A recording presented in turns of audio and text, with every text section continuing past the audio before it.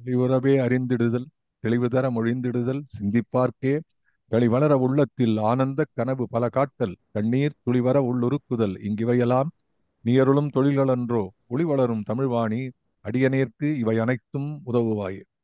பேரன்பு மிக்க பாரதி என்பர்களே, குவியம் இலக்கிய அமைப்பு நடத்தி வருகின்ற மகாகவியின் மந்திர சொற்கள் என்ற இந்த தொடர் நிகழ்விலே 205வது நிகழ்வாக இந்த மாலையிலே நாம் சந்திக்கிறோம்.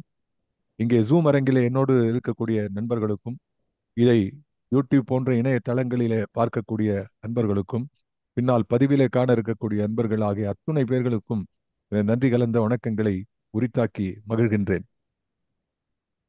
நாம் தொடர்ந்து ஓம் சக்தி என்ற பாடலை பார்த்து கொண்டிருக்கிறோம். நீண்ட கவிதைகளை எல்லாம் பார்த்து கொண்டு வந்த நாம் இப்பொழுது சின்ன சின்ன பாரதியினுடைய பாடல்களை பார்த்து கொண்டிருக்கிறோம். ஆனா அந்த சின்ன சின்ன விஷயத்திலயும் நிறைய விஷயம் இருக்கு. இப்ப பெருசா அளவுல பெருசா இருந்தாதான் பெருசுன்னு சொல்ல முடியாது. ஒரு மதுரையில போய் ஒரு மல்லிப்பூ பந்து எடுத்தா எவ்வளவு பெருசா இருக்கும். 1000 ரூபாய்க்கு வாங்கினா அவ்வளவு பெருசா கையில இருக்கும். ஆனா ஒரு வைரக்கல் இருந்தா அதுக்கு மரியாதை உண்டு. மல்லிகைப்பூக்கு பிரமாதம். எப்படி இருக்கும் அது? இப்படி கை நிறைய மல்லிகைப்பூ தூக்கி வச்சுட்டா அப்படி சில பாடல்கள். இன்னும் சில பாடல்கள் வைரம் போல இருக்கும். ரொம்ப சின்னதா இருக்கும். அது ரொம்ப சின்னதா இருக்க, சின்னது என்னது கண்ணாடிக்கெல்லாம் என்ன கல்லு அப்படின்னு பார்த்தா கூட அப்படி எடுத்து இப்படி அதை ரொம்ப உத்து உத்து பார்க்கணும். பார்த்து அது விஷயம் தெரிஞ்ச பார்த்தான்னா அது எவ்வளவு பெருசு தெரியும். அது மாதிரி சின்ன பாடல்கள்ல பாரதி வைக்கிறான். As I said, இந்த பாட்டை நாம எப்படி நினைவிலே கொள்ள வேண்டும் என்றால், நீங்கள் உங்களுடைய நண்பர்களுக்கு இது நான் எப்பவுமே நான் நினைக்கிறது உண்டு. இங்க இருக்கக்கூடிய ஃபார் எக்ஸாம்பிள் பீப்புள் லைக் இப்போ நம்ம தென்காசி கணேசன் போன்றவர்கள் பல இடங்களில் பேசக்கூடியவர்கள், பல பேர் இங்கே எழுதக்கூடியவர்கள், உமா பாரதி போல ஸ்பீக்கர்ஸ் வேரியஸ் லெவல்ஸ். இந்த செய்திகள் எல்லாம் இங்க எடுத்துட்டு போனோம். நான் பேசுறது நான் பாரதியை சொல்றது ஏதோ நம்ம இங்க பேசிக்கொண்டு முடிப்பதற்காக இல்ல. இதை எடுத்து செல்ல வேண்டும். அதுதான் ரொம்ப முக்கியமான விஷயம். அப்போ பாரதி பாடல்ல ஓம் சக்தி என்ற பாடல் நீங்க யார் கேட்டாலும் சொல்லலாம். இது என்னுடைய துணிவு. நான் நான் கண்டவற்றிலே நான் கண்டதுல இட்ஸ் எ மிஷன் ஸ்டேட்மெண்ட் என்று நான் சொன்னேனே. இந்த மிஷன் ஸ்டேட்மெண்ட் பாரதியினுடைய கையொப்பமிட்ட இதுதான் என்னுடைய அறிவிப்பு, எனது அறிக்கை, எனது எனது அவதாரத்தினுடைய நோக்கம் என்று எப்படி ஆண்டவன் சொன்னானோ அதுபோல பாரதி தன்னை முன்னிலைப்படுத்திக் கொண்டு அதுக்குதான் நான் பின்னாடி வராது இன்னைக்கு முடிக்கும் போது அதை சொல்லி ஆகணும். இதுதான் என்னுடைய என்னுடைய செய்தி மக்களுக்கு என்று சொல்லக்கூடிய பாடல் இந்த பாடல். அதான் தலைப்பை கூட அவன் வேற மாதிரி வைக்கவே இல்லை. வாழ்த்து மகாசக்தி வாழ்த்து இந்த புகழ் பஞ்சகம் அது அதெல்லாம் ஒன்று ஓம் சக்தி என்று வைத்தான். ஆகவே அதனால் இந்த பாடல் மிக பெருமை பெறுகிறது.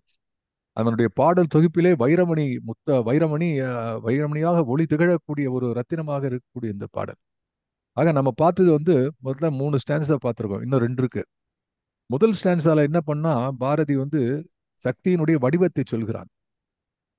அது எப்படி இருக்கிறான்? நெஞ்சுக்கு நீதியும் தோளுக்கு வாளும் நிறைந்த சுடர்மணி பூண், பஞ்சுக்கு நேர் பல துன்பங்களாம் இவள் பார்வைக்கு நேர்பெறும் தீ, வஞ்சனையின்றி பகையின்றி சூதின்றி வையகம் ஆந்தர் எல்லாம் தஞ்சமென்றே உரைப்பீர் அவள் பேர் சக்தி ஓம் சக்தி ஓம் சக்தி ஓம். இது ஸ்டேட்மெண்ட் அவளுடைய அழகு. அது அடுத்தது அவர் வடிவம். அதுக்கு அடுத்தது செயல். அவள் என்ன செய்வாள்? நல்லதும் கொடுப்பாள், தீயதும் கொடுப்பாள்.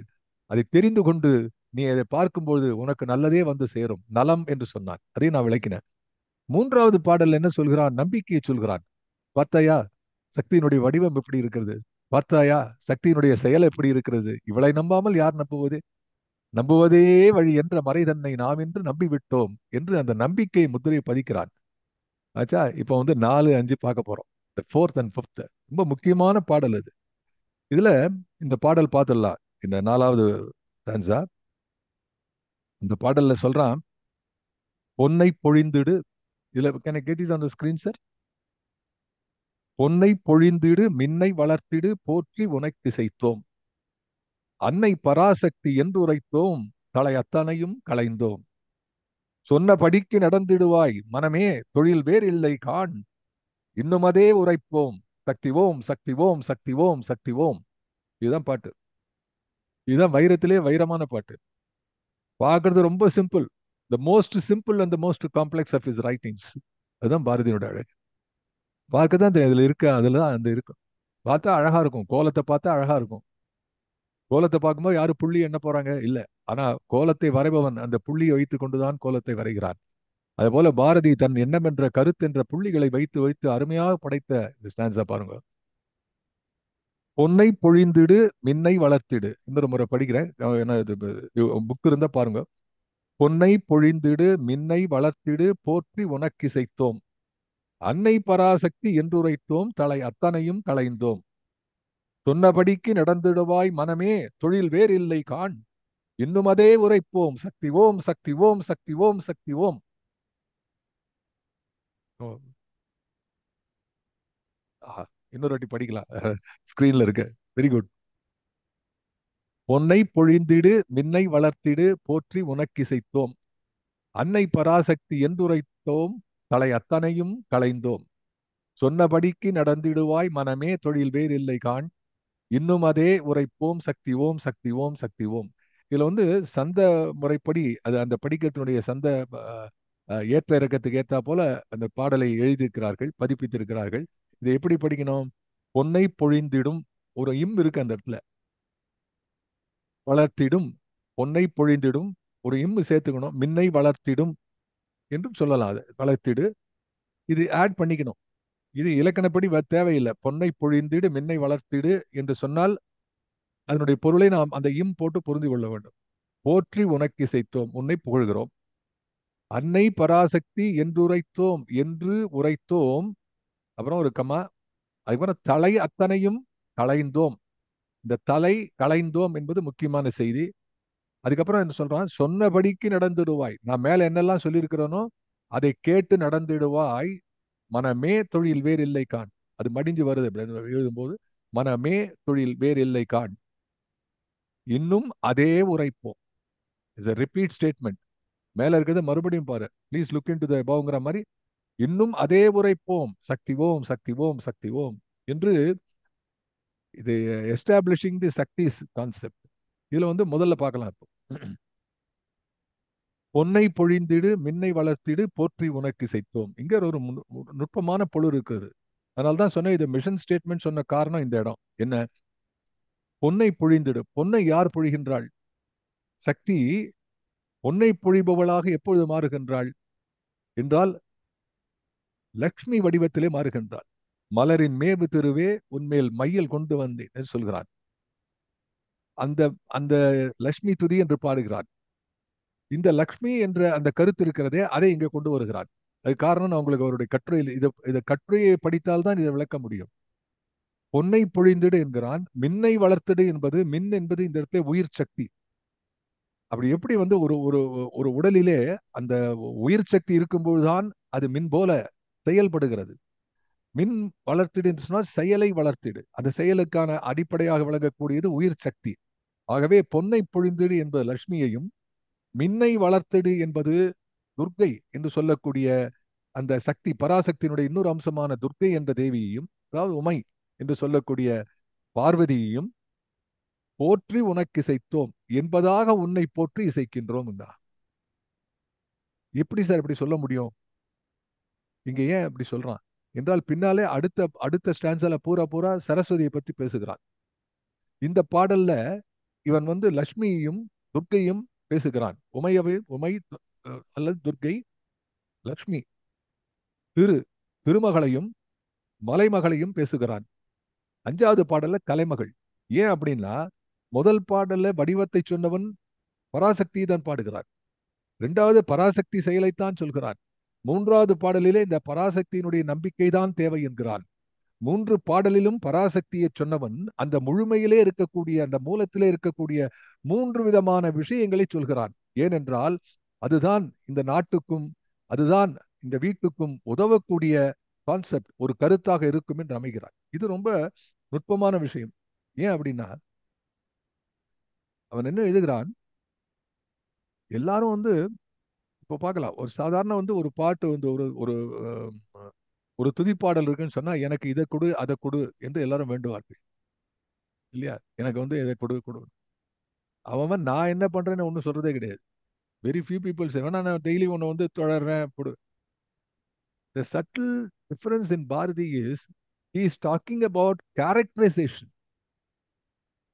நீ எனக்கு நல்லது அல்லது செய்யக்கூடிய விஷயம் எப்படி அமையும் என்றால், நான் செய்யக்கூடிய நன்மை தீமையிலிருந்து தான் அது அமையும் என்பதை நுட்பமாக பாரதி குறிக்கிறான். இதுதான் விஷயம். மற்ற துதிப்பாடல்களுக்கும் வஞ்சனையின்றி பகையின்றி சூதின்றி வையத்து மாந்தர் எல்லாம் என்று பேசுகிறான். அப்போ உனக்கு வஞ்சனை இருக்கக்கூடாது, சூது இருக்கக்கூடாது, பகை இருக்கக்கூடாது. இதுவே ஒரு ஃபர்ஸ்ட் ஸ்டெப். பக்தி இலக்கியங்களை பார்க்கும் பொழுது நான் என்ன செய்தாலும் நீ என்னை ஏற்றுக்கொள்வாய் என்றுதான் பொருள். அதுதான் அன்னையுடைய அருள். கரெக்ட். ஆனா நம்ம எப்படி கரெக்ட் பண்ணிக்கணுங்கிறது பாரதி சொல்றான். நான் என்னை தகுதியோடு வைத்துக் கொள்கிறேன், கற்றாரை வேண்டேன் உற்றாரை வேண்டேன் அப்படின்னு மாணிக்கவாசர் பாடினார். அதுபோல தன்னை எப்படியெல்லாம் செம்மை செய்து கொள்ள வேண்டும் என்று அடியார்கள் சொல்லி இருக்கிறார்கள். பெரிய புராணத்துல பூரா பூரா வரும். அது இருந்தாலும் இங்கே பாரதி சொல்வது அந்த ஸ்டெப்பையும் தாண்டி என்ன பண்றான், நம்ம நாட்டுல மக்கள் எப்படி இருக்க வேண்டும் என்று பேசுகிறார். இந்த ரெண்டு கான்செப்ட். அதே மாதிரி முதல்ல சொல்லக்கூடிய கான்செப்ட், இதுவரை எல்லாரும் என்ன செய்கிறார்கள் என்றால், மிகப்பெரிய பாடல், எத்தனையோ பெரிய பாடல்களில் எழுதிய மிகப்பெரியவர்கள் எல்லோரும் இன்புற்று இருக்க நினைப்பதுவே எல்லாமல் வேறொன்றறியேன் பராபரமே என்று சொன்ன அவ்வளவு பெரிய அந்த அந்த தத்துவ ஞானியினுடைய வரிகளிலே கூட அதுக்கு காரணம் என்ன என்றால் இந்த முக்தி நிலை அடைய வேண்டும். ஆனா பாரதி ஒரு இடத்துல சொல்றான், இந்த போற்றி பராசக்தியை பாடுவதெல்லாம் முக்தி நிலையை அடையல்ல, இந்த உலகத்திலேயே நன்மை இருக்கும், நன்மையை ஏற்படுத்தி கொள்ள வேண்டியதற்காக பாடுகிறேன்கிறான். அதனால்தான் பொன்னை வளர்த்து பொன்னை பொருளை புகழை தேடும் சின்ன புத்தி உடைய என்னை, இந்த சின்ன புத்திகள் எல்லாம் என்னை கொல்லாத்தகா என்று உன்னை சரணடைந்தேன். ஒரு பாட்டுல ரெண்டனை சரணடைந்தேன் கண்ணம்மா நின்னை சரணடைந்தேன். பொன்னை பொருளை புகழை விரும்பிடும் என்னை சின்ன கவலைகள் தின்னத்தகாதென்று என்று பாடக்கூடிய பாரதி இங்கே அந்த சின்ன சின்ன கவலைகளை எல்லாம் நீ தீர்க்க வேண்டும், தீர்க்கக்கூடிய வடிவத்திலே பராசக்தி வருகிறாள் என்கிறார். நீ பராசக்தி உனக்கு பொருளையும் பொன்னையும் கொடுக்கக்கூடிய ஒரு நிலையிலே லக்ஷ்மியாக இருக்கிறாள். உனக்கு ஆற்றலையும் சக்தியும் கொடுக்கக்கூடிய துர்க்கையாக விளங்குகிறாள். உனக்கு அற்புதமான அறிவை கொடுக்கக்கூடிய கலைமகளாக விளங்குகிறாள். அப்படி மலைமகள், கலைமகள், அலைமகள் ஆகிய அத்தனை ரூபத்திலும் 3 ரூபத்திலும் உனக்கு வருகிறாள் என்பதை பாரதி குறிக்கிறார். அது மட்டுமல்ல, அப்படி இருக்கக்கூடிய நிலையிலே இது உனக்காக மட்டுமல்ல, இந்த நாட்டுக்காக, இந்த நாட்டை காக்கக்கூடிய இந்த 3 நிலைகள் இன்ற நிலையிலே தேவை என்பதாக அந்த பின்னணியிலே தான் அவன் சொல்றான். அதனால்தான் இதை நான் ஸ்டேட்மெண்ட், மிஷன் ஸ்டேட்மெண்ட் சொன்னேன். இது இந்த நாட்டை எப்படி மேம்பட செய்ய வேண்டும் என்பதற்கான அடிப்படையை அவன் குறிக்கிறான். சரி, என்னுடைய அகச்சான்றை இப்பொழுது பார்க்கலாம். அதுல முதலாவதாக இருக்கக்கூடியது 3 தெய்வங்களை, அதாவது பொன்னை விரும்பிடு மின்னை விரும்பிடு என்று எழுதுகிறான். இந்த பின்னாடி கலைமகளை பற்றி எழுத போகிறான். இதற்கான பின்னணி என்ன, ஏன் இப்படி எழுதுகிறான் என்பதற்கான கட்டுரைகளை பார்த்தால் அவன் எழுதுகிறான்,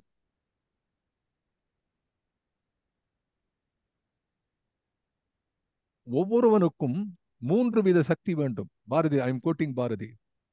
ஒவ்வொருவனுக்கும் 3 வித சக்தி வேண்டும். அறிவு, செல்வம், தைரியம். இந்த 3ம் நமக்கு இகலோகத்திலேயே கிடைக்கும்படியாகவும் இதனால் பரலோக இன்பங்களுக்கு சாத்தியமாகும்படியாகவும் நாம் தெய்வத்தை வழிபடுகிறோம்.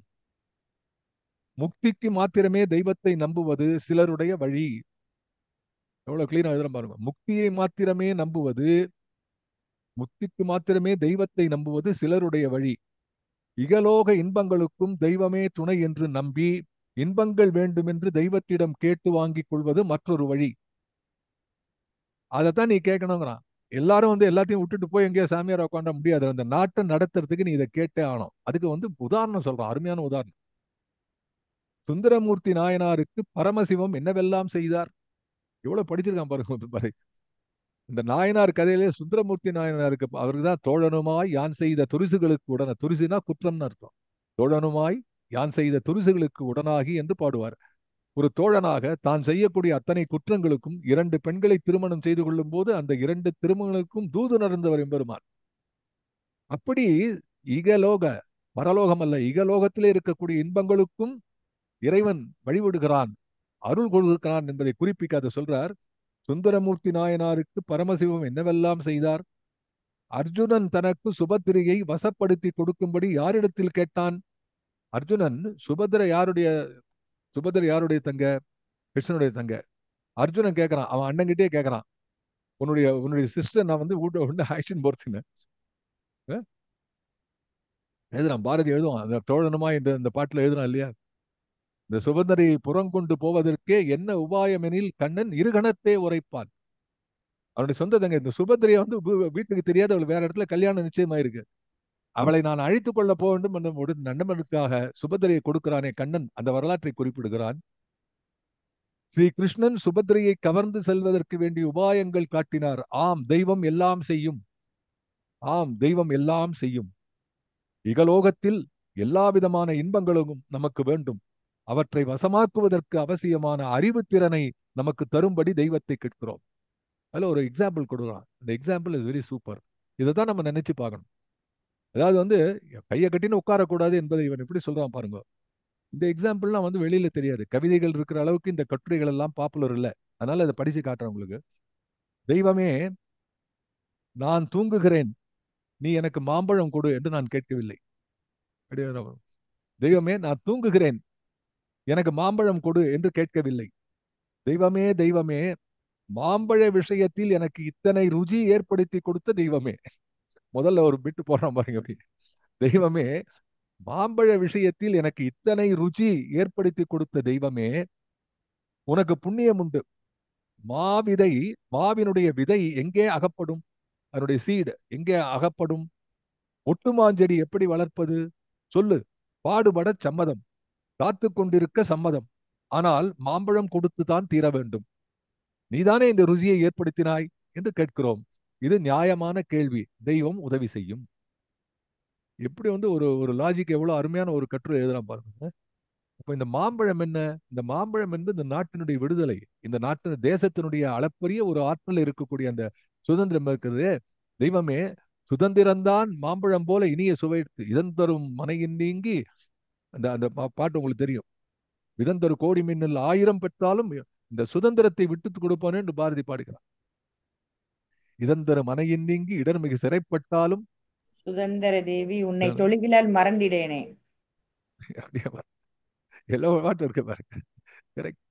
அதாவது விதந்தரு கோடி மின்னல் இன்னல் அந்த விளைந்தாலும் என்று சொல்லலாம். எத்தனை மின்னல்கள் தான். பதந்திரு இரண்டு மாறி பழிமிகந்திடப்பட்டாலும் சுதந்திர தேவி நின்னை தொழுதிடல் மறக்கிறேன். அப்படி சுதந்திரத்துக்கு ஒரு ருசியை கொடுத்தாயே அம்மா. அத்தனை உயிர்களுக்கும் அதை கொடுத்தாயே. ஒரு சின்ன பூச்சியை ஒரு கூண்டுக்குள் வைத்தால் கூட அது தப்பிச் செய்ய முயல்கிறது. அத்தனை உயிர்களுக்கும் தன் நிச்சயாக தெரிய வேண்டும் என்ற எண்ணத்தை அடிப்படையிலே வைத்து படைத்தாயே இறை சக்தியே. நீ அதை எப்படி பெற வேண்டும் என்பதை நீங்கள் சொல்லிக் கொடுக்க கூடாதா? மாம்பழத்துக்கு ருசியை கொடுத்தியே.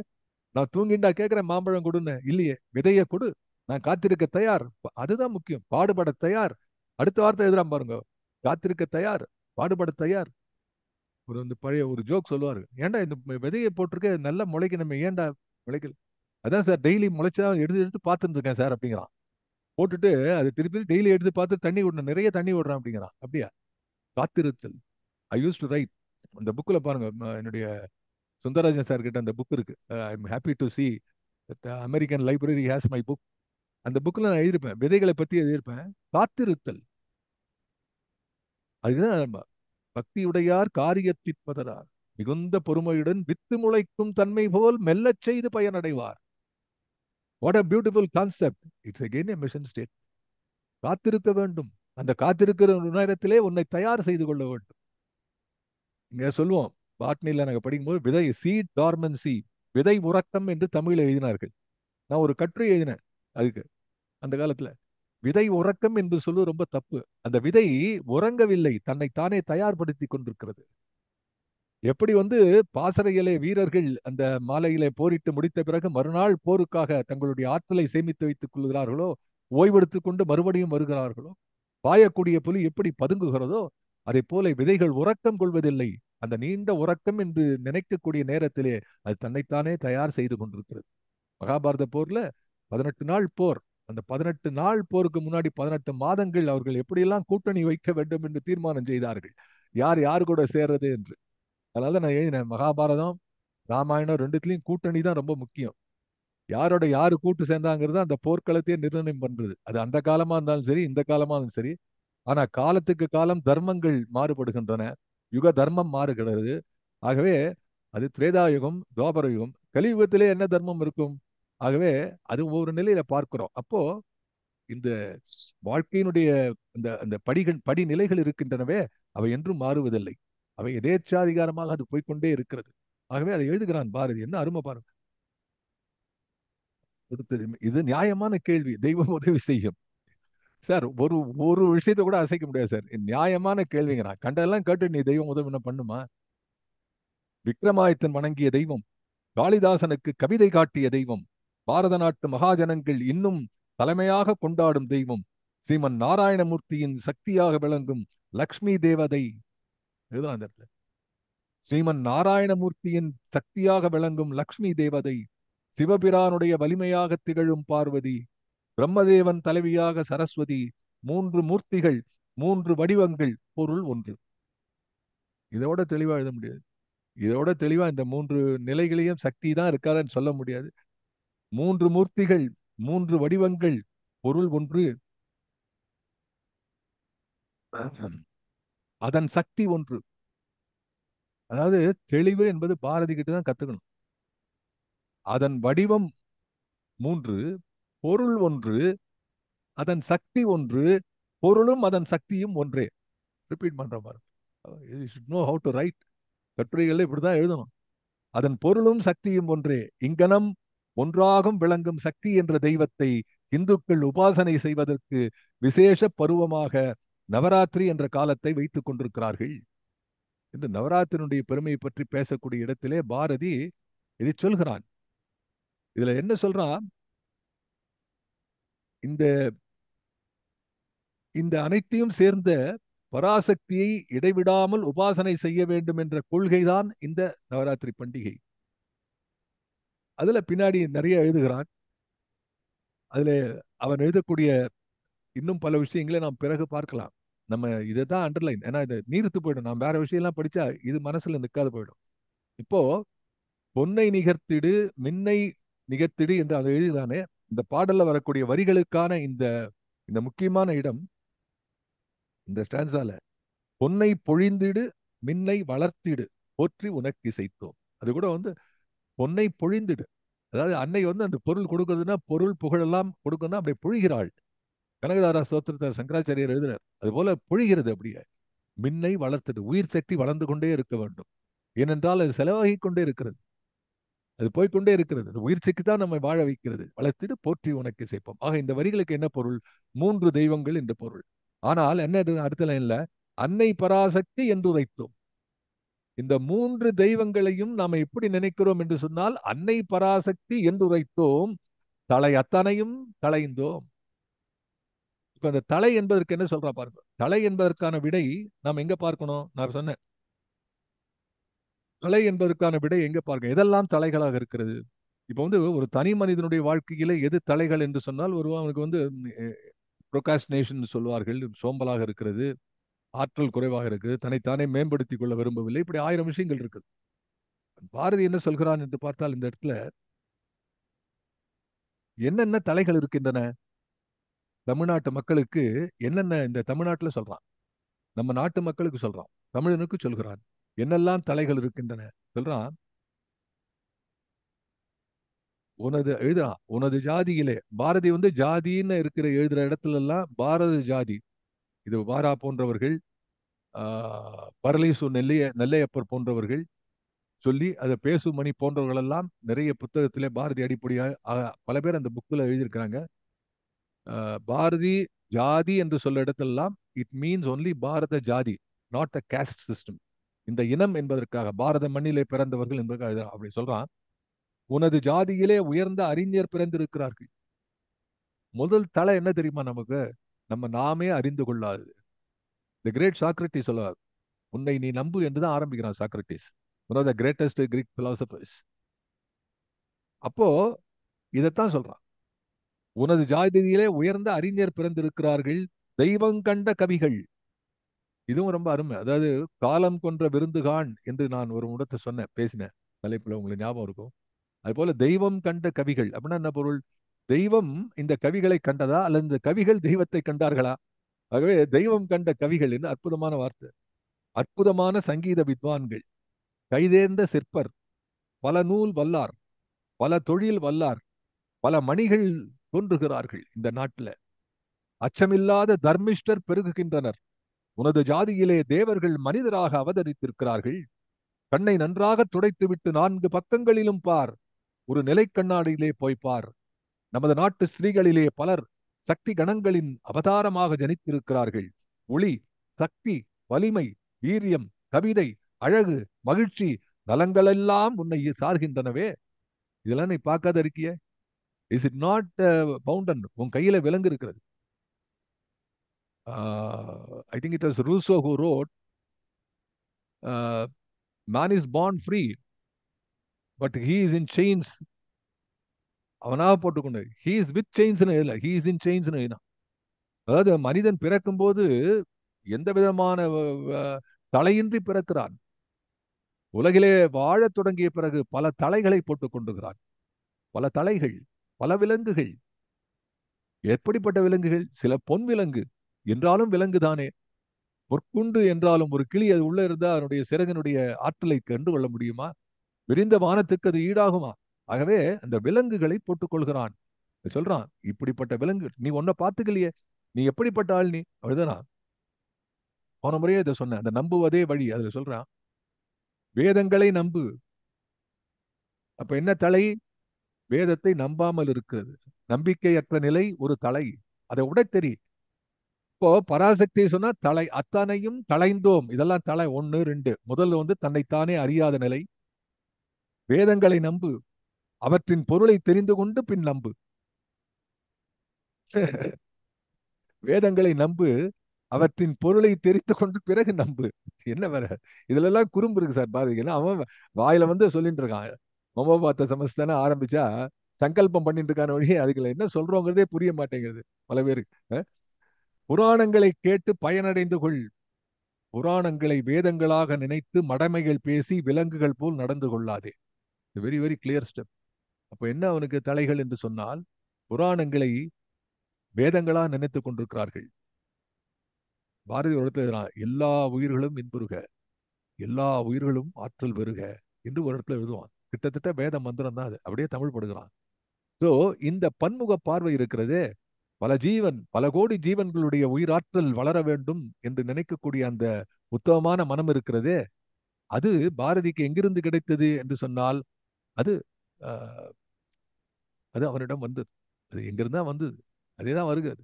அதனால்தான் அவன் பட்டினத்தாரையும் தாயுமானவரையும் நேசித்த காரணமே இந்த பார்வைதான்.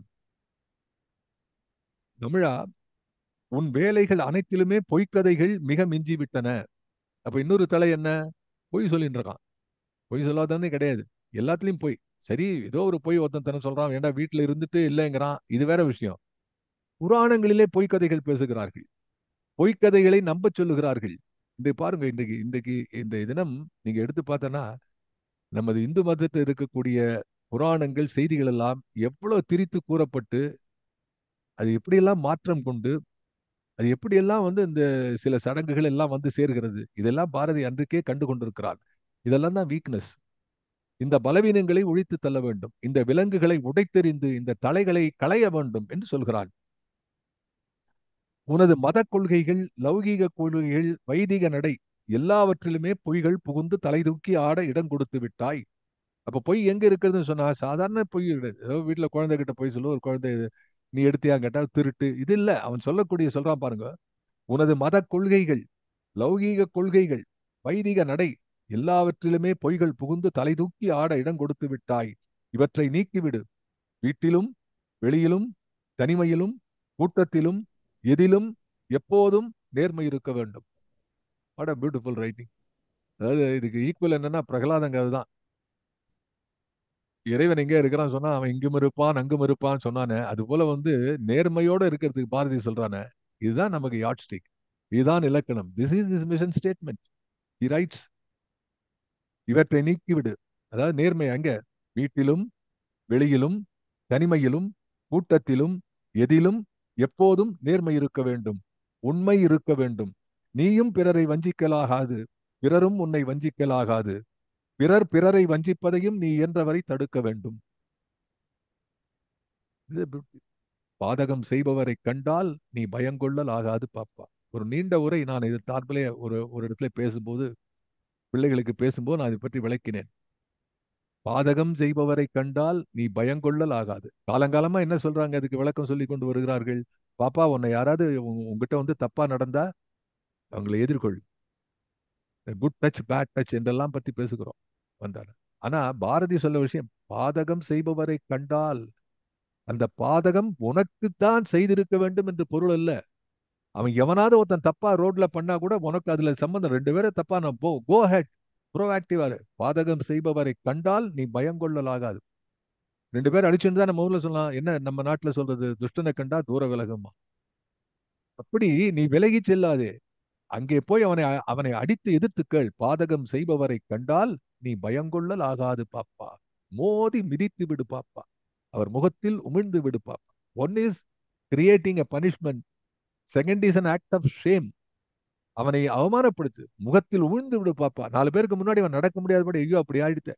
So the punishment both physical and psychological. அது ஒரே வார்த்தையில பாரதி புரிய வைக்கிறா பாருங்க. அந்த பாட்டு அற்புதமான பாட்டு, மறுபடி படித்து பாருங்கள். பாதகம் செய்பவரை கண்டால், அவன் போறான், அன்னைக்கு கூட அவன் பண்ணணுங்கிறது கிடையாது. நேத்திக்கு ஒரு இடத்துல திருடி இருக்கான், நேத்திக்கு யாரோ தப்பு பண்றான், இன்னைக்கு அவன் கண்ணில் பண்றாங்க, போறான், டே அவன் ஒரு ரவுடி, அவன் இருக்கான், அவனை போய் அடி.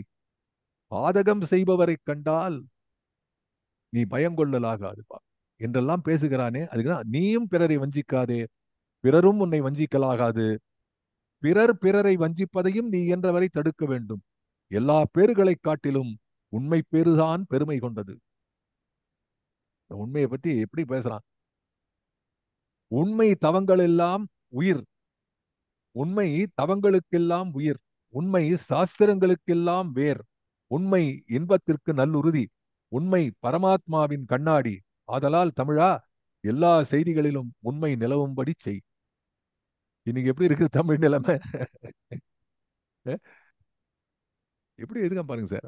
உண்மையை பத்தி of course nobody can challenge Valluvan. Valluvan has touched, அந்த வாய்மை அதிகாரத்தில் இருக்க தாண்டி ஒன்றும் சொல்ல முடியாது. இவன் நமக்கு புரியும்படி எழுதுறான். தமிழா, எழுதி படிப்பதெல்லாம் மெய்யும் இல்லை, எதிர் நின்று கேட்பதெல்லாம் பொய்யும் இல்லை. முந்தைய சாஸ்திரம்தான் மெய், பிந்திய சாஸ்திரம் பொய் என்று தீர்மானம் செய்து கொள்ளாதே. காலத்துக்கும் உண்மைக்கும் எதிரிடையாக ஓர் கணக்கு ஏற்பட்டிருக்கிறதா? தகப்பன் வெட்டிய கிணறு என்று சொல்லி மூடர்கள் உப்பு நீரை குடிக்கிறார்கள். என்ன உதாரணம் பாருங்க. தகப்பன் வெட்டிய கிணறு என்று சொல்லி மூடர்கள் உப்பு நீரை குடிக்கிறார்கள் என்று பஞ்சதந்திரம் நகைக்கிறது என்று பின்னாடி பேசுகிறான். இதை பத்தி நிறைய பேசிக்கொண்டே போகலாம். ஆனா நான் எதுக்கு சொல்ல வர இதுல, இந்த தலைகள் என்பதிலே முக்கியமான விஷயம் என்ன சொல்லுவது, சமுதாயத்தில் இருக்கக்கூடிய தலைகள் இருக்கின்றனவே, அந்த தலைகள் எப்ப முடியும், எப்ப முடியுது? பொன்னை நிகர்த்திடு, பொன்னை பொழிந்திடு, மின்னை வளர்த்திடு. இந்த சக்தி இருக்கிறதே, 3 விதமாக இருக்கக்கூடிய இந்த சக்தி, இந்த 3 சக்திகளும் கையிலே வரும் பொழுது நீ எத்தனை தலைகளையும் களைவோம் என்று சொல்கிறான். அதுல முக்கியமா அவன் சொல்லக்கூடிய இன்னொரு தலை இருக்கிறது, அதே நான் உங்களுக்கு சுட்டி காட்டுவேன். அது பாரதிக்கு ரொம்ப முக்கியமா அவன் நினைத்தது. என்ன கேட்டா, இந்த விஷயம்தான் பேராசிரியர் நாகநந்தி அவர்கள் பாஞ்சாலி சபதத்துல, அவன் ஏன் பாஞ்சாலி சபதம் எழுதினான் என்பதற்கான மண் விடுதலையா பெண் விடுதலையா என்றெல்லாம் பல பேர் ஆராய்ச்சி செய்து கொண்டிருக்கும் போது ஆசிரியர் அவர்கள் இன்னொரு கருத்தை சொன்னார்கள். அது என்னன்னா, அவன் அர்ஜுனன் பீமனுடைய கையை பிடிப்பான். உங்களுக்கு தெரியும் இந்த கதை. பீமன் அண்ணன் கையை எரித்திடுவோம்பா.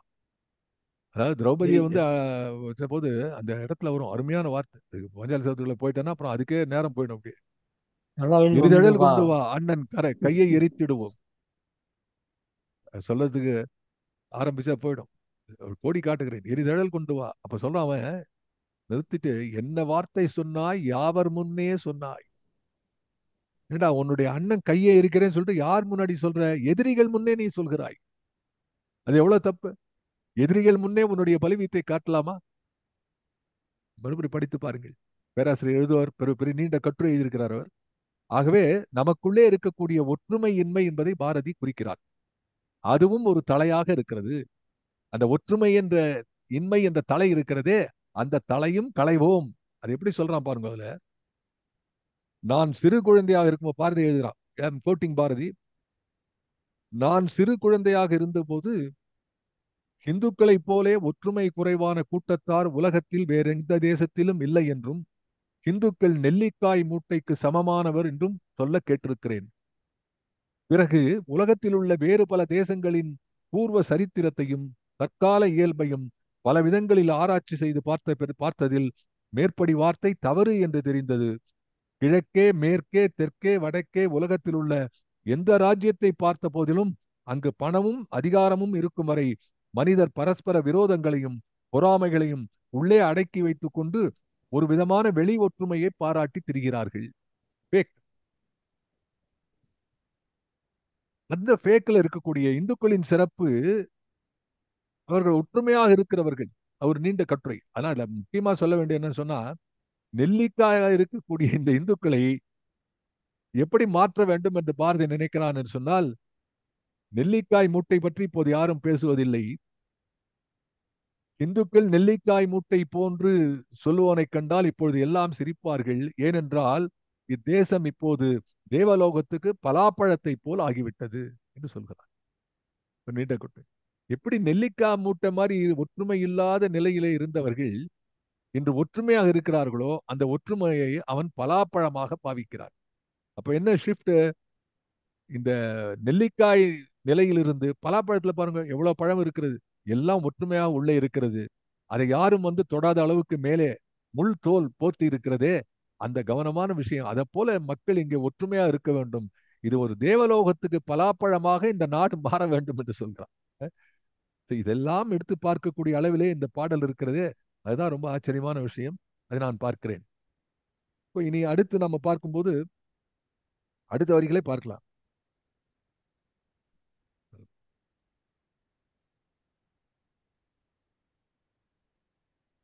சொன்னபடிக்கு நடந்திடுவாய் மனமே தொழில் வேறு இல்லை காண். இந்த ரெண்டு வார்த்தை சொல்லிட்டு மறுபடி படிக்கிறேன்.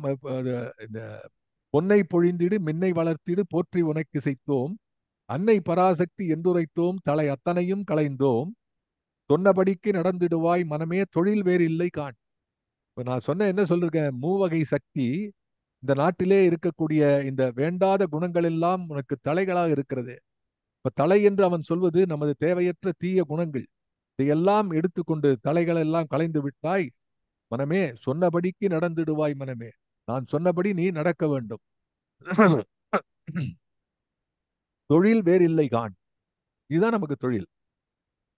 இப்ப இந்த தொழில்ங்கிறது வரும்போது நமக்கு என்ன ஞாபகம் வரணும்னா, நமக்கு தொழில் கவிதை என்றான் பாரதி. இப்போ இந்த தொழிலை பற்றி எழுதுவதுதான் நமது கவிதை. என்னுடைய கவிதை என்பதே இதை பற்றி எழுதுவது என்று நினைக்கிறான்.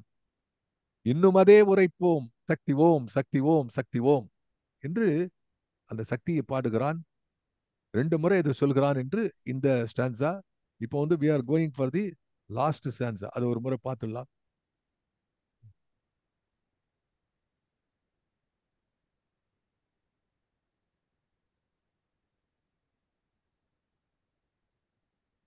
பார்க்கலாமா? அதுல வெள்ளை மலர்மிசை வேத கருப்பொருளாக விளங்கிடுவாய், தெள்ளு கலைத்தமிழ் வாணிவன் எனக்கொரு விண்ணப்பம் செய்திடுவேன், எள்ளத்தனை பொழுதும் பயனின்றி இராதெந்தன் நாவினிலே வெள்ளமெனப் பொழிவாய் சக்திவேல் சக்திவேல் சக்திவேல் என்பது இந்த பாட்டுல இருக்கக்கூடியது. இது என்ன சார் இது? 2 முக்கியமான விஷயம் இந்த பாட்டுல இருக்கு. ஒண்ணு, சக்தி பற்றி எழுதக்கூடிய சக்தி வடிவத்தையும் செயல் பற்றியும் நம்பிக்கை பற்றியும் நாம் என்ன செய்ய வேண்டும் என்பதை பற்றியும் மூவகை தெய்வங்கள் ஒன்றாக இருக்கக்கூடிய பற்றி சொன்னவன் இந்த பாடலிலே கலைமகள் பற்றி மட்டுமே பேசுகிறான். வித்தியாசமா இருக்கு. அது ஒண்ணு. 2வது, சக்தி ஓம் என்று தலைப்பிலே ஓம் சக்தி என்று சொல்லி ஓம் சக்தியே தன்னுடைய அறிமுகமாக கொண்டவன் இந்த பாடலை முடிக்கும் போது சக்தி வேல் சக்தி வேல் சக்தி வேல் என்று முடிக்கிறான். அப்போ எப்படி இதை வைத்துக் கொள்ள வேண்டும் என்றால், எப்படி ஒரு தியரி அண்ட் பிராக்டிஸ் இருக்கிறதோ, தியரி நடத்திக்கு அப்புறம் பிராக்டிக்கல் கொண்டு வருவோம். அது போல இந்த 4ம் தியரிட்டிக்கலா இருந்தா, இந்த 5வதா இருக்கக்கூடியது இது பிராக்டிக்கல். வெள்ளை மலர்மிசை வேத கருப்பொருளாக விளங்கிடுவாய். அது முரண் தொடை என்பது வித்தியாசமா இருக்கக்கூடிய ஒரு அழகு. அது முரண் தொடை என்று நம்ம இலக்கணத்திலே சொல்வார்கள். வெள்ளை இங்கே சொல்கிறான், அங்கே கருப்பொருள். அது கருமை என்ற பொருள் நிறத்திலே இல்லை என்று கூட கரு என்ற சொல் வருகிறதே, அது ஒரு முரண் தொடை. வெள்ளை மலர்மிசை வேத கருப்பொருளாக விளங்கிடுவாய். அன்னை கலைமகளே, நீ எப்படி இருக்கிறாய்? வெள்ளை தாமரை மலர் மேலே வேதத்தினுடைய அத்தனை பொருளையும் தனது உட்கொண்டக்கூடிய ஒரு வடிவமாக நீ விளங்குகின்றாய். கையிலே சோடி வைத்திருக்கிறாள் அன்னை. இந்த சுவடி, நூல் சுவடி வைத்திருக்கிறாளே, அதுதான், அது வேதம். தெள்ளு கலைத்தமிழ் வாணி. இங்க உயிரோட்டமாக இருக்கக்கூடிய அற்புதமான பலவிதமான கருத்துக்களையும் கற்பனையும் உள்ள இருக்கக்கூடிய தேன் போல இருக்கக்கூடிய கலைத்தமிழ் இருக்கிறதே, கலை வடிவம் இருக்கிறதே, இயல் இசை நாடகம் என்ற அத்தனை தமிழ் இருக்கிறதே, அந்த தமிழுக்கெல்லாம் தலைவியாக இருக்கக்கூடிய வாணி அம்மையே, கலைவாணியே, நினக்கொரு விண்ணப்பம் செய்திடுவேன். உங்ககிட்ட ஒரு அப்ளிகேஷன் போடுறேன். என்ன? எள்ளத்தனை பொழுதும் பயனின்றி இராதென்ற நாவினிலே. ஒரு எள்ளத்தனை பொழுது என்று சொன்னால் அவ்வளோ அவ்வளோ பொழுதிலும் ஒரு செகண்ட், மைக்ரோ செகண்ட், நானோ செகண்ட், அந்த நேரம் கூட பயனின்றி இராதெந்த நாவனிலே. அந்த ஒரு சிறு கணம் கூட பயனில்லாமல் நான் இருக்கக்கூடாது. என்ன பயன்? உன்னை பற்றி பாட வேண்டும், இதை பற்றி பாட வேண்டும், எழுத வேண்டும், இசைக்க வேண்டும். அப்படி இன்னும் ஒரு பாட்டுல நான் கேட்டேன், எள்ளதனை பொழுதும் என்று. எள்ளதனை என்று பேச எள்ளத்தனை பொழுதும் வரணும். எள்ளதனை என்று பாடுவது தவறு. அது எள்ளத்தனை என்று சொல்ல வேண்டும். அது சில பாடல்கள்ல வந்து டியூப்ல பார்க்கும்போது எள்ளதனை என்று பாடுகிறார்கள், அது தவறு. எள்ளத்தனை பொழுதும். எள் என்பது இந்த சிறுமையை குறிக்கிறது. துளியோண்டு இருக்குது, கடுகு மாதிரி இருக்கு, சின்னது. அப்படி எள் அத்தனை பொழுதும் பயனின்றி இராதெந்த நாவினிலே வெள்ளமென பொழிவாய். சக்தி வேல், சக்தி வேல், சக்தி வேல். அப்போ இவனுடைய இந்த மிஷன் ஸ்டேட்மெண்டோடைய ஃபைனல் அத்தாரிட்டி என்ன அப்படின்னா, இந்த எண்ணங்களை, இந்த சிறப்பை நான் எல்லோருக்கும் எடுத்து சொல்ல வேண்டும், எடுத்து கூற வேண்டும். அப்படி சொல்லக்கூடிய இந்த இந்த நிலை இருக்கிறதே, அதற்கு எனக்குரிய ஆற்றலை நீ கொடுப்பாய் என்று பேசுகிறார். இப்போ நம்ம இதுல முக்கியமா கவனிக்க வேண்டிய என்ன அப்படின்னா, இந்த பாட்டுல வந்து பாரதி முதல் 4 ஸ்டான்ஸால சொல்லக்கூடிய விஷயங்களை எப்படி மேலெடுத்து செல்ல வேண்டும் என்று நினைக்கிறான். இதுல முக்கியமா கவனிக்க வேண்டியது,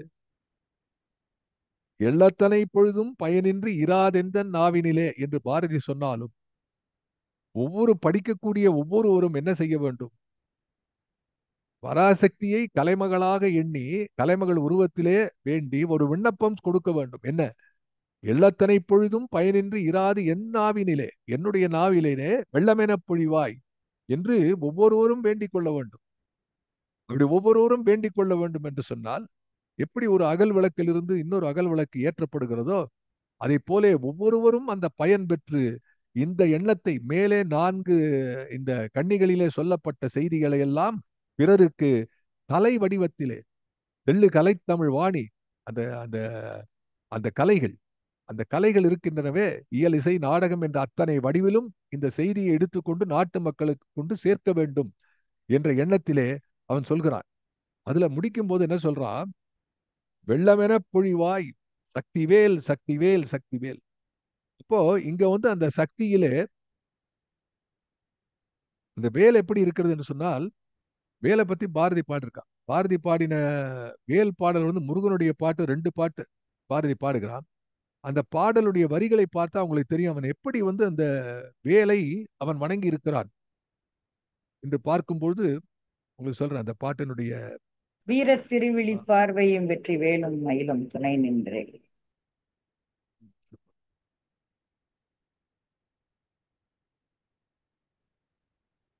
ஒன் மினிட். அதுல பேஜ் மார்க் வச்சுக்கலாம், நான் எடுத்துறேன். வீரத் இந்த திருவிழி பாட்டுல முருகன் பார்வையும் நான் பாக்குறேன் வேலும் மயிலும் பாக்குறேன் துணை நின்றே, எந்த நேரத்திலும் என்னை காக்குமே. அந்த நான் பாட்டு. சொல்றேம்மா, கைண்ட்லி வெயிட். ஓகே. முருகன் பாட்டுல நான் எடுத்து குறிச்சு வச்சுட்டு இருக்கேன், டோன்ட் வரி. இந்த பாட்டுல நீண்ட பாடல் ரெண்டுமே, அதுல நிறைய சொல்ல வேண்டியிருக்கு. இந்த இடம் மட்டும் சொல்றேன். அதுல சொல்றான், அறிவாகிய கோயிலிலே அருளாகிய தாய்மடி மேல் பொறிவேலுடனே வளர்வாய் அடியார் புதுவாழ் உறவே புவி மீது அருள்வாய். இப்போ முருகன் பாட்டுல வந்து உங்களுக்கு தெரியும், முருகா முருகா முருகா வருவாய் மயில் மீதினிலே வடிவேலுடனே வருவாய். இப்ப முருகனை பாரதி அழைக்கும் போதே அவன் என்ன சொல்றான்? நீ வந்து வடிவேலுடனே வா, டோன்ட் கம், ஆயுதத்தோட வா நீ. ஏன்னா உன்னுடைய உன்னுடைய இந்த ஆயுதம் தேவை.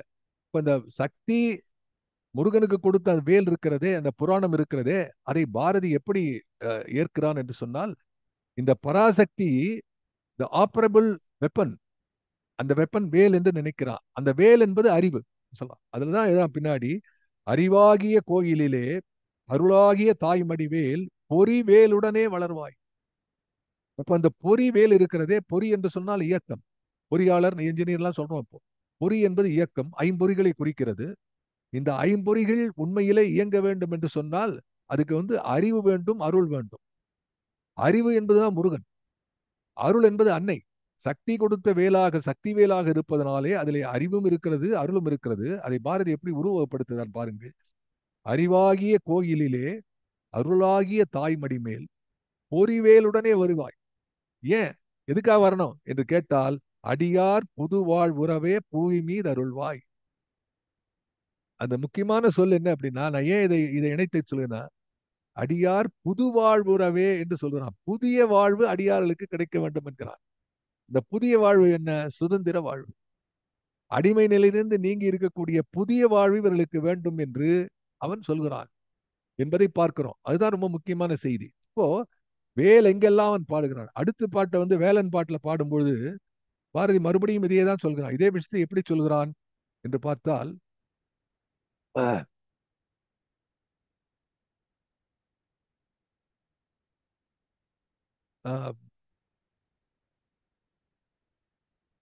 வில்லினை ஒத்த புருவம் வளைத்தனை வேலவா என்று ஒரு பாடல்.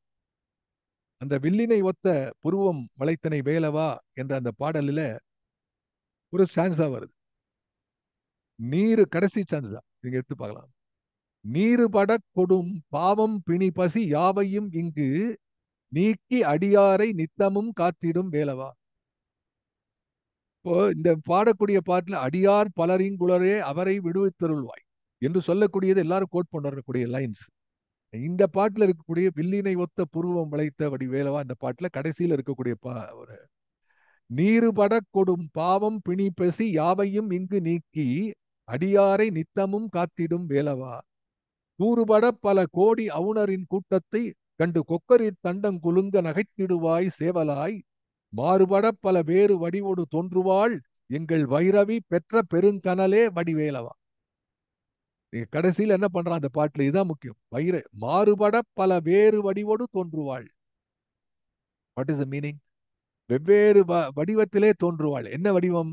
துர்க்கையாக, லட்சுமியாக, சரஸ்வதியாக, மூலப்பொருள் பராசக்தியா இருக்கிறாளே அவள் அத்தனை வடிவங்களிலும் தோன்றுவாள். மாறுபட பல வேறு வடிவோடு தோன்றுவாள் எங்கள் வைரவி பெற்ற பெரும் கனலே, எங்கள் சக்தி பெற்றிருக்கக்கூடிய சக்தி குமாரனே வடி வேலவா என்று வில்லினை ஒத்த புருவம் வளைத்தனை வேல. அது கூட அந்த ரொமான்டிக் லைன்ஸ்ல கூட அந்த அந்த வில்லை வளைக்கக்கூடிய அந்த ஆற்றலைத்தான் காட்டுகிறானே. இந்த ரெண்டு இடமும் நினைத்து பார்க்கக்கூடிய இடம் என்பதை ஒரு அகச்சான்றாக சொல்கிறேன். அடுத்தது என்ன சொல்றான், இந்த சக்தியினுடைய உபாசனையிலே, சக்தி உபாசனை இருக்கிறது, அதை எப்படி சொல்ல வேண்டும் என்றால், இந்த சக்தி உபாசனை முடிந்த பிறகு அதை செயலாக்க வேண்டும். இப்போ பாரதியினுடைய இந்த இந்த இந்த ஸ்டேட்மெண்ட் நான் சொன்னதுக்கு காரணம், it it includes both theory and practices. இந்த முதல் 4 தியரியா சொன்னாலும் கடைசி யூ ஷுட் ஆக்ட். எப்படி கர்மகாண்டம் என்று சொல்கிறோமோ, எப்படி பகவத்கீதை டு டூ என்று சொல்கிறதோ, அப்படி அது பாரதிக்கு மிகவும் பிடித்தமான ஒரு ஒரு ஒரு பொருள். அது எதை செய்ய வேண்டும் என்று, அதாவது செய்வதை துணிந்து செய் என்று எழுதுகிறான். புதிய ஆத்திசூல எழுதும்போது செய்வதை துணிந்து செய். அதுக்கப்புறம் ஆரம்பித்த பிறகு நிற்காத. இதெல்லாம் உனக்கு தெரிகிறது அல்லவா, இதை கேட்டுக்கொண்டு சும்மா அமர்ந்து கொள்ளாதே, நீ இதை எடுத்து செய்ய வேண்டும் என்று சொல்கிறான். அப்போ இதுல நம்ம பார்க்கும்போது நமக்கு தெரிகிறது, இந்த கடைசி லைன்ல பார்க்கும்போது, இதை ஒரு விண்ணப்பம், உன்னிடம் ஒரு விண்ணப்பம் கொடுக்கிறேன். இதை நான் என்னோட வைத்துக் கொள்ளக்கூடாது. இதை எடுத்து I have to communicate with others. எள்ளத்தனை பொழுதும் பயனின்றி இராதெந்த நாவினிலே வெள்ளமென பொழிவாய். ரொம்ப கஷ்டப்பட்டு உட்காந்து ஒரு நாள் உட்காந்து 4 வாட்டி யோசிச்சு எதுகை முனை இடம் தேடி எழுத்துக்களை தேடி சொற்களை தேடி கற்பனைக்கு காத்திருந்து அப்படிலாம் இல்லை. அப்படி உட்காண்டா வெள்ளம் போல வந்து கொண்டே இருக்க வேண்டும் என்று பாரதி கேட்டானே, அது அவனுக்கு பலித்தது. சக்தி அவனுக்கு அப்படி பலிக்கக்கூடிய ஒரு அற்புதமான இலக்கிய பொருண்மையை கொடுத்தாலே அதை பார்க்கிறோம். ஆகவே இந்த பாடல்ல வெள்ளை மலர்மிசை வேத கருப்பொருளாக விளங்கிடுவாய், தெள்ளு கலை தமிழ் வாணி நினக்கொரு விண்ணப்பம் செய்திடுவேன், எள்ளத்தனை பொழுதும் பயனின்றி இராதெந்த நாவினிலே வெள்ளமெனப் பொழிவாய் சக்திவேல் சக்திவேல். எனவேதான் பாரதி பராசக்தியில ஆரம்பிக்கிறான். இடையிலே அந்த பராசக்தி 3 சக்திகளாக இருக்கக்கூடிய நிலையை போற்றுகிறான். அவள் என்னெல்லாம் கொடுப்பாள் என்று பார்க்கிறான். பின்னாலே அவள் கலைமகளாக நின்றுதான் எனது வாழ்விலே நான் இனி அடுத்த நிலைக்கு சொல்லும்போது இதை நம்மோடு வைத்துக் கொள்ளக்கூடாது. இந்த அறிவு, இந்த பொருள், இந்த கருத்து, இந்த கொள்கை, இது இந்த நாட்டிலே மக்களை போய் சேர்ந்த வேண்டும் என்பது போல ஒரு பாடலை எழுதியிருக்கிறானே, இது போன்ற ஒரு துதி பாடலை நான் பார்த்திருக்கவே முடியாது. டு சம் அப் எகெயின், நாம ஓம் சக்தி என்ற இந்த தலைப்பிலே இருக்கக்கூடிய பாடலே 5 கன்னிகள். இந்த 5 கன்னிகளிலே அவன் முதல் கன்னியிலே சக்தியினுடைய வடிவத்தை, ஓம் சக்தி என்று சொல்லக்கூடிய பராசக்தியினுடைய வடிவத்தை அவன் சொல்கிறான். இரண்டாவது, அவளுடைய செயல் எப்படி இருக்கும், நல்லது தீயதையெல்லாம் அருளக்கூடியவளாக நிற்கிறாளே, அந்த செயலை பற்றி பேசுகிறான். மூன்றாவது பாடலில் நம்பிக்கை விதைக்கிறான். இப்ப 5 பாட்டுல மூணாவது சென்ட்ரல் ஸ்டேட்மெண்ட், அதுதான் ஆணி, பேலன்ஸ் இருக்குது. தராசுக்கு நடுவுல மாதிரி 5 கன்னிகள்ல மூன்றாவது கன்னி, அதுலதான் நம்பிக்கை விதைக்கிறான். அந்த நம்பிக்கை இருந்தால்தான் முன்னதையும் பின்னதையும் நாம் அறிந்து கொள்ள முடியும். அப்படி நம்புவதே மறை என்ற அந்த வேத மொழி இருக்கிறதே, அதை நம்பிவிட்டோம் என்று சொல்லி அடுத்ததாக என்ன செய்கிறான், பராசக்தியினுடைய 3 நிலைகளை சொல்கிறான். மூவகை தெய்வங்களிலும் இருக்கிறாள், அது வடிவம் 3 என்றாலும் அதனுடைய பொருளும் செயலும் ஒன்று என்பதை அவனுடைய கட்டுரையில நாம் பார்க்கிறோம், விளக்கி சொல்லுகிறான். ஐந்தாவதாக, இத்தனை விளக்கங்களையும் ஏற்றுக்கொண்டு நீ சும்மா இருக்கக்கூடாது, இதை ஏற்று செயல்பட வேண்டும். அப்ப அந்த விண்ணப்பம் கேட்கிறான் அம்பிகையே. இந்த விண்ணப்பம் பராசக்திக்கு அவன் கொடுக்கக்கூடிய விண்ணப்பம். ஓம் சக்தி என்பதற்குரிய அந்த பராசக்தி கொடுக்கக்கூடிய விண்ணப்பம், அதுல சக்தி இருக்கிறது. அதை எப்படி பயன்படுத்த வேண்டும் என்பதிலே வேல் இருக்கிறது. சக்தி என்பது அந்த அன்னையினுடைய, பராசக்தி அன்னுடைய குறியாகவும், வேல் என்பது செயல்படக்கூடிய திறமையாகவும், அறிவாகிய கோயிலிலே அருளாகிய தாய்மடி மேல் ஒரு வேலுடனே வருவாய் அடியார் புது வாழ்வுறவே. இந்த புது வாழ்வுக்கு அடிப்படை இந்த வேல். அந்த வேல் என்ன, அறிவு ஆகிய வேல். அது அறிவுதான் அந்த வேல். அதை கொடுத்தவள் யார், சக்தி. ஆனால் இதை எடுத்து செல்லக்கூடிய வழி என்ன என்று சொன்னால், அது கலைமகள் வடிவிலே இருக்கிறது. அந்த 3 தெய்வங்களிலே கலைமகளாக இருக்கிறது. எனவே கலைமகளை பற்றி பாரதி பல இடங்களில் பேசுகிறான். இன்னொரு இடத்துல அவன் ஒரு இடத்துல இன்னும் ரொம்ப பேசக்கூடிய இடம் இருக்கிறதே. இந்த பாடல் பாஞ்சாலி சபதத்திலே வருகிறது. இந்த பாஞ்சாலி சபதத்திலே அவன் பாடக்கூடிய இந்த பாடல் உங்களுக்கு நான் சொல்லியிருக்கேன் ஏற்கனவே. இடையின்றி அணுக்களெல்லாம் சுழலுமென இயல்நூலார் இசைத்தல் கேட்டோம். இயல்நூலார் பிசிசிஸ்ட். இடையின்றி கதிர்களெல்லாம் சுழலுமென வானூலார் இயம்புகின்றார், அஸ்ட்ராலஜிஸ்ட், அஸ்ட்ரோனாமிஸ்ட். இடையின்றி அணுக்களெல்லாம் சுழலுமென இயல்நூலார் இசைத்தல் கேட்டோம். இடையின்றி கதிர்களெல்லாம் சுழலும் என்று வானூலார் இயம்புகின்றார். இடையின்றி தொழில் புரிதல் உலகினிடை பொருட்கள் எல்லாம் இயற்கையாயின். Unstoppable action is the rule of law of nature. இந்த இந்த இயக்கம் இடையின்றி சுழலுவதுதான் இந்த இயற்கையுடைய பொறுமை என்றால், இடையின்றி கலைமகளே நினதருளில் எனதுள்ளம் இயங்கொணாதோ. அதுதான் இங்க சொல்றான். அந்த எந்த விதமான இடைவெளியுமின்றி எனது உள்ளம் கலைமகளே சுழலாதோ. இங்க என்ன சொல்லலாம், எள்ளத்தனை பொழுதும் பயனின்றி இராதெந்த நாவினே என்கிறான். அங்கே இடையின்றி என்று சொல்கிறான். இதையெல்லாம் தாண்டி ஒரு இடத்துல அவன் அந்த ஒரு ஒரு ஒரு அருமையான பாட்டு, அந்த பாட்டு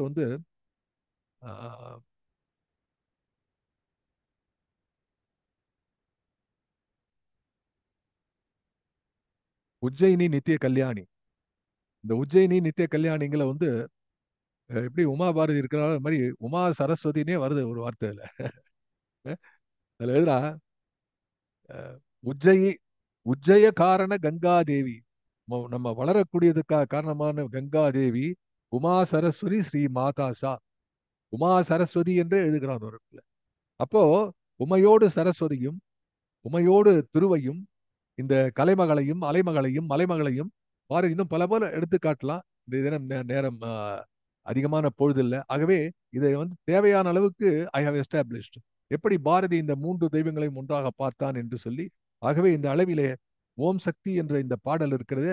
இது என்னளவிலே நீங்கள் தெரிந்து கொள்ள வேண்டிய மிக முக்கியமான பாடல். இதுல ரொம்ப சின்ன பாடலா இருக்கிறது. இன்னும் இது நேரம் அதிகமாக இல்லாதனால இதை நீங்க அவங்கவுங்க வீட்டுல யூடியூப்ல கேட்டுங்க. எம்.எஸ். சுப்பலட்சுமி ரொம்ப அருமையா பாடியிருக்காங்க யூடியூப்ல. நெஞ்சுக்கு நீதியும் என்ற அந்த பாடலை நீங்கள் கேட்டு இன்புறுங்கள். அதை தெளிவா உட்காந்து வீட்டுல மெதுவா எப்ப முடியுமோ அப்ப கேட்டு பாருங்க. மறுபடியும் இந்த பாடலை படித்து பாருங்கள். The most Innocent line come away with the most pregnant meaning என்று சொல்வார்கள். அதுபோல ரொம்ப வெள்ளை கவிதை என்று சொல்வார்கள் சில பேர்கள். அப்படி இருக்கக்கூடிய இந்த சாதாரண வரிகளிலே பாரதி எத்தனை விஷயங்களை பொதிந்து வைத்துகிறான். I get back to my original statement. Bharati கொடுத்த ஒவ்வொரு வரிகளும் ஒவ்வொரு எழுத்தும் ஒரு கிஃப்ட், ஒரு பெரிய பரிசு. அந்த பரிசை அப்படியே வாங்கி வைத்துக் கொள்ளாதீர்கள், பிரித்து பாருங்கள். உள்ளே அதைவிட அற்புதமான விஷயம், ரத்தினம் மணிகள் எல்லாம் காத்து கொண்டிருக்கின்றன. தொடர்வோம், தொடர்ந்து இதை பார்த்துக் கொள்கிறோம். அடுத்த வாரம் சென்னையிலிருந்து பேச இருக்கிறேன். நன்றி, வணக்கம்.